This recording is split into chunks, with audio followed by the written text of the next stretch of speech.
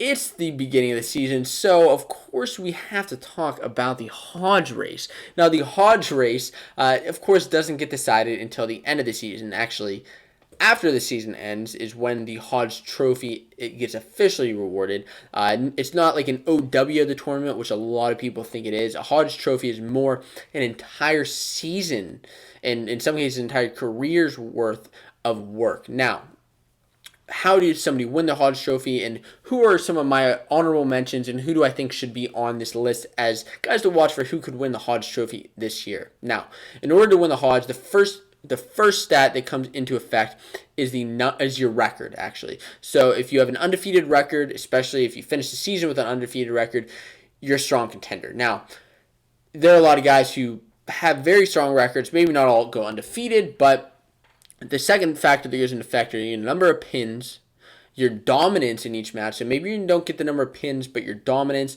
So that's really showing your bonus point victories, as well as past credentials. So if you won nationals before, if you've been in the national finals, if you're an All-American, past credentials play a little bit of effect. Quality of competition. So maybe you're majoring everybody, but you're not beating it. You're not wrestling anybody who's a top ranked guy. I look to Alabama football because they're always ranked really high, but they don't really play anybody good.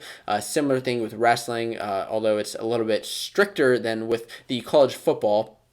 Sportsmanship and then heart. So a couple honorable mentions. First, I want to talk about Vincenzo Joseph. Vincenzo Joseph, I have him on the early season watch list as an honorable mention.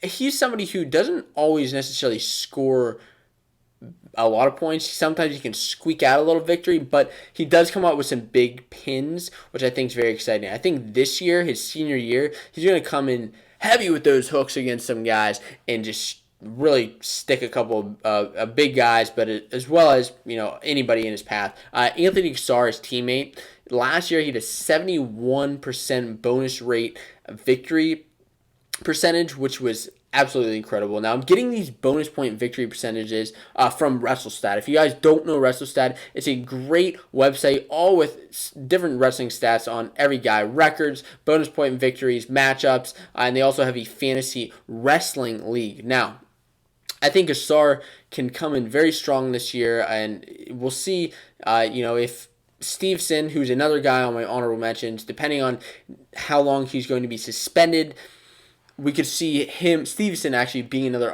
great honorable mention for the Hodge Trophy and somebody who's in contention to win that.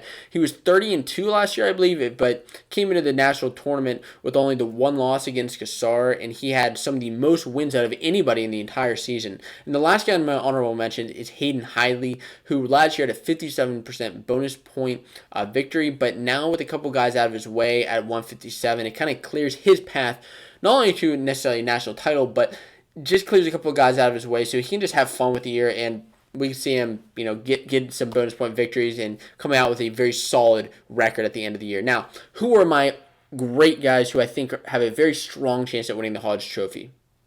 Three guys. First up is Spencer Lee. Spencer Lee, over the last 2 years, has won 2 national titles. This year, as a junior, looking for his third, obviously. Now, he's a 74% bonus point victory overall in his entire career, 73% just last year when he was 23-3. Now, last year I think he was hurt a little bit just because he had those couple of losses. I don't think he was necessarily in contention just because of that. Although he had a great end of the season, great national tournament, avenged a couple losses. Obviously, he didn't wrestle Sebastian Rivera, but he did avenge a loss against Nick Piccinini. Now, Spencer Lee coming into his junior year, while he still will have those couple of guys who have the potential to beat him again, I think Spencer Lee is a very strong contender for a Hodge Trophy this year.